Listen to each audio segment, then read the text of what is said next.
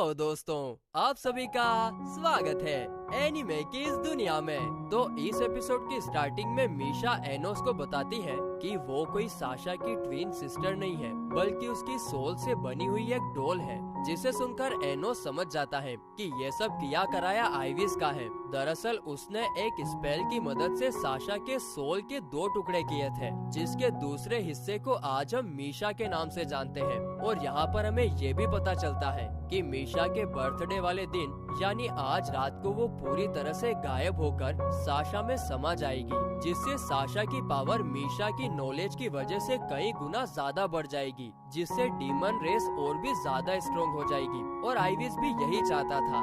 आगे मीशा बोलती है कि मुझे मीशा में समा जाने का कोई दुख नहीं है, वो तो मुझे पहले से ही पता था कि ये सब होने वाला है। दुख तो इस बात का था कि मैं ये 15 साल अच्छे से जीना चाहती थी, लेकिन मीशा नेक्रोन वो तो लोगों के लिए एग्जिस्ट ही नहीं करती, वो तो खाली बस एक डॉल है। मैंने मेरी जिंदगी का काफी टाइम अकेले ही गुजारा है, उसके बाद फिर तुम आए और मेरे लिए तो ये मिरेकल है।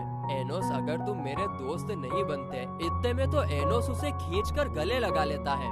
चुप कर पागल, बेकी बेकी बातें कर रही है। अच्छा तुम मुझे ये बताओ कि मैं तुम्हारी कोई विश पूरी कर सकता हूँ? तो मीशा बोलती है, मैं चाहती हूँ कि साशा मुझसे हेट ना करे।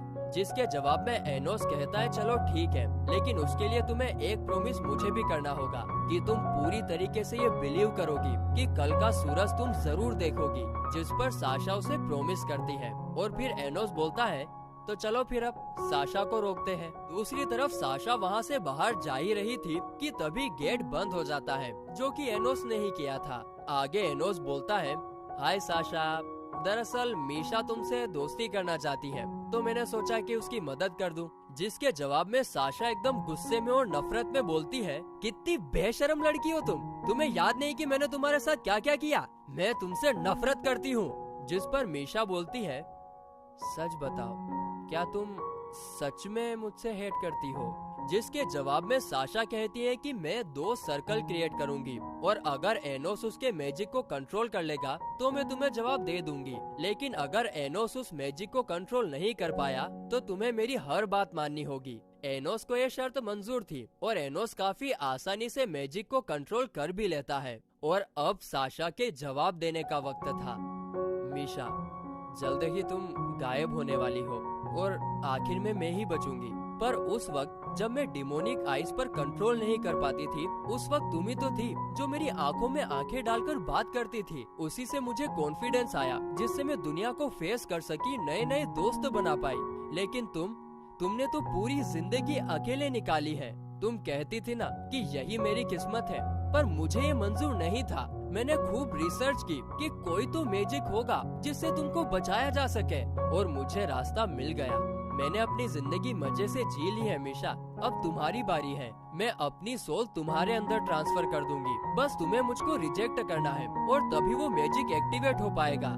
तुम चिंता मत करो, मैंने तुम्हें इतना हेट दिया है कि मुझे रिजेक्ट करना तुम्हारे लिए आसान होगा। लेकिन जैसे ही मीशा वो मैजिक एक्टिवेट करती है, वो मैजिक एक्टिवेट होता ही नहीं है, क्योंकि मीशा ने उसे रिजेक्ट किया ही नहीं था। दरअसल शुरू से ही मीशा साशा की आंखों में सच्चाई देख लेती थी कि वो उससे कितना प्यार करती है, और इसी वजह से वो उसे कभी हेट नहीं कर पाई और ना ही उसे रिजेक्ट कर पाई। साशा बोलती है, नहीं नहीं, मैंने शुरू से तुम्हारे साथ बुरा बर्ताव किया है, तुम मुझे प्लीज रिजेक्ट कर दो। मैं तुम्हारे आगे हाथ जोड़ती हूँ, प्लीज मुझे रिजेक्ट कर दो, नहीं तो मैं तुम्हें नहीं बचा पाऊंगी। लेकिन मीशा बोलती है, मैं तो रियल हुई ही नहीं, तुम मुझे क्यों बचाना चाहती हो? मेरे लिए तुम रियल हो, प्लीज गायब मत होना मीशा। तभी एनोस बीच में टपक पड़ता है।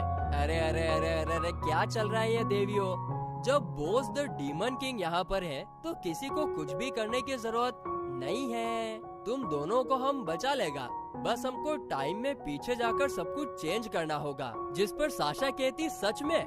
लेकिन हम इतने पावरफुल स्पेल्स को अकेले एक्टिवेट नहीं कर पाएंगे। जिस पर एनोस अपनी पावर उनके साथ शेयर करता है ताकि वे लोग टाइम में पीछे जाकर अपने पास्ट को चेंज कर सके। मगर तभी आइविस पीछे से आकर एनोस को स्टेप कर देता है। दोनों लड़कियां शॉक में रह जाती हैं कि ये यहाँ पर कैसे आ गया।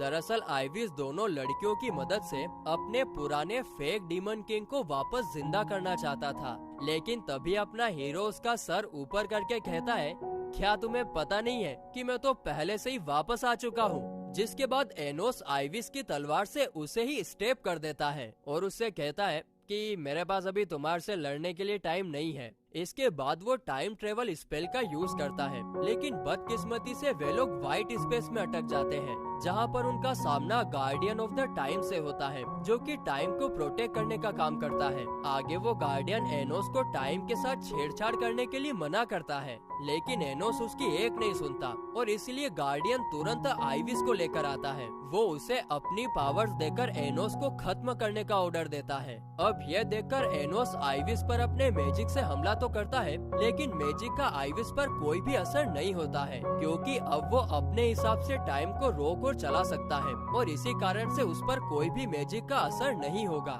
इसके बाद आइविस एनोस पर अटैक करता है, लेकिन एनोस प्रोटेक्शन सील की मदद से खुद को और दोनों लड़कियों को बचा लेता है। लेकिन यहाँ पर आइविस भी कुछ कम नहीं होता है। वो प्रोटेक्शन सील के पीछे से आकर एक बार फिर एनोस को स्टेप कर देता है, जिसके कारण एनोस एकदम से गायब हो जाता है।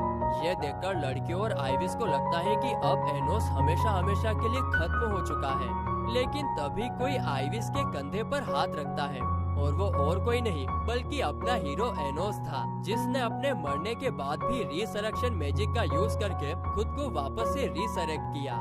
अब ये देखकर आइविस की फटकर 8 नहीं डायरेक्ट 16 हो जाती है और फिर वो तुरंत एनोस को रोकने के लिए व्हाइट स्पेस का टाइम स्टॉप करता है ताकि एनोस भी रुक जाए। अब टाइम रोकने से दोनों लड़कियां तो रुक जाती हैं, लेकिन एनोस वो तो नहीं रुकता, वो तो महाराजा है। ये देखकर आइविस की फटकर अब 32 हो चुकी थी। बाप रे बाप, इतना पावरफुल कोई कैसे हो सकता है।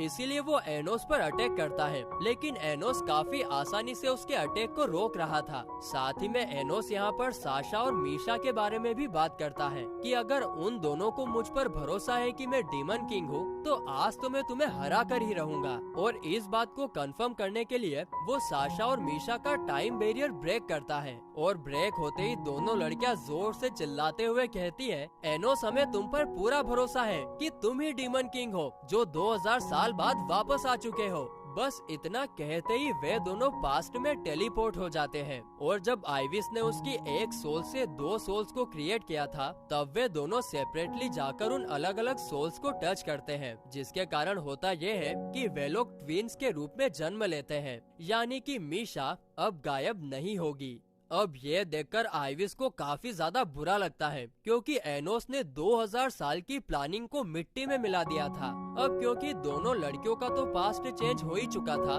इसीलिए अब एनोस आइविस के साथ लड़ने के लिए एक काफी ताकतवर स्पेल को एक्टिवेट करता है, जिसके थ्रू वहाँ पर एनोस की रियल डिमोनिक स्वॉर्ड अपीयर होती है। जिसके बाद वो आइविस से कहता है कि अब मैं तुम्हें बताऊंगा कि डीमन किंग के खिलाफ जाने का क्या नतीजा होता है, वो भी उसी के कैसल में। अब ये देखकर आइविस की फटकर 120 हो चुकी थी और अब ये नंबर और आगे बढ़ पाता उससे पहले ही एनोस डिमोनिक स्वॉर्ड आइविस के सर के आर पार कर देता है, जिससे आइविस हीलिंग पावर का यूज करके हील करने की कोशिश तो करता है, लेकिन उसका उस पर कोई भी असर नहीं होता है और इसीलिए आइविस हमेशा हमेशा के लिए डिस्ट्रॉय हो जाता है। जिसके बाद एनोस वापस अपने केसल में आता है और फिर रिसरेक्शन मैजिक का यूज करके आइविस को फिर से जिंदा करता है। जिंदा होते ही आइविस एनोस के सामने सर झुकाकर माफी मांगता है, क्योंकि अब उसके अंदर की डिमोनिक और गार्डियन गॉड की पावर जा चुकी थी, जस्ट बिकॉज ऑफ एनोस की डिमोनिक स्वॉर्ड की वजह से।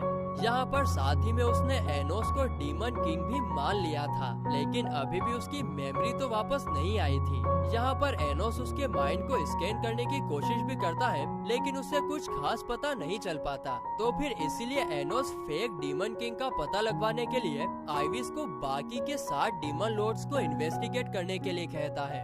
जिसके बाद साशा और मीशा भी टाइम ट्रेवल से वापस आते हैं और वे लोग काफी ज्यादा खुश थे कि उन लोगों ने आखिरकार कर दिखाया और अब तो मीशा कभी भी गायब नहीं होगी। साथ ही में यहाँ पर साशा मीशा से माफी भी मांगती है, क्योंकि उसने अभी तक उसे काफी भला बुरा कहा था। और फिर अंत में एनोस मीशा को वही रिंग पहनाता है जिसे मीशा ने ट्रेजर रूम में देखा था और वो कहता है, हैप्पी बर्थडे मीशा, तुम्हारा नया जन्म हुआ है। इधर ये सब देखकर साशा का चेहरा थोड़ा बहुत लाल होने लगता है।